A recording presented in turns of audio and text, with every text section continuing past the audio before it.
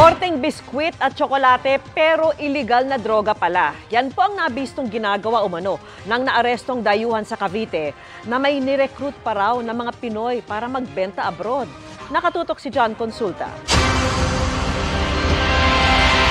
Matapos ang mahigit isang linggong surveillance, lumutang din sa kanyang hideout sa Dasmariñas, Cavite ang Ugandan national na si Benjamin Musoke. Bit-bit ang search warrant.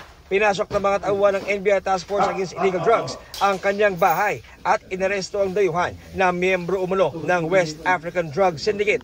Ayon sa NBI, sangkot si Musoke sa paggawa ng tinatawag na black cocaine.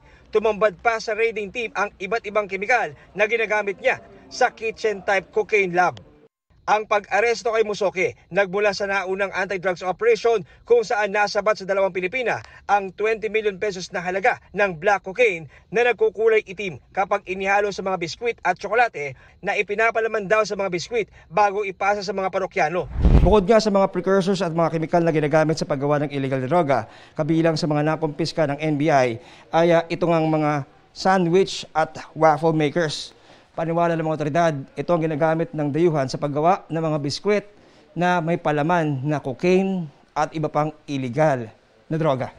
Ang mga black cocaine na korteng biskwit at tsokolate inilalabas ng bansa para ibenta abroad. First, they will concoct the drugs into something like a biscuits or a candy bar wherein the drugs are embedded dun sa chocolate. And then they're going to package it like real chocolate bars or a cookie. Yung isa talagang siya yung nagre-recruit ng mga Filipinos para maging drug courier dito sa atin to deliver drugs abroad. They're going to pay you for $2,000 and free trip abroad. They use certain substances, pwedeng graphite, pwedeng charcoal, to mask the smell of cocaine, which can be retrieved by merely dissolving the cookies in a solvent. Ganun po kadali. Tapos magkikrystallize yung cocaine. Marirecover siya as white crystalline substance.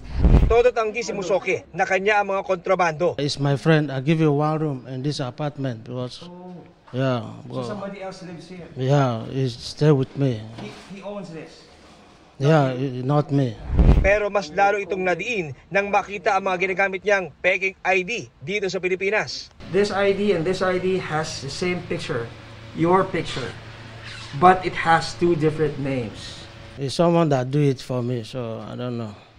Mga 20 na raw ang nare-recruit ng mga Pilipino para bumiyahe pa Hong Kong para dalhin doon ang mga korteng biskwit at tsokolating black cocaine. Kaya babala ng NBI, kapag may mga nagre-recruit sa kanila at may mga ipapadalang package at bibigyan sila ng bayad, ay magdalawang isip sa pagdala nito because kagaya nga nito, cocaine pala yung laman.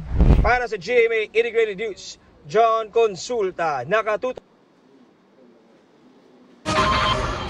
Mga kapuso, kasama nyo kami 24 oras. Mag-subscribe sa GMA Integrated News sa YouTube. Sa mga kapuso abroad, bisitahin ang GMA Pinoy TV at www.gmanews.tv.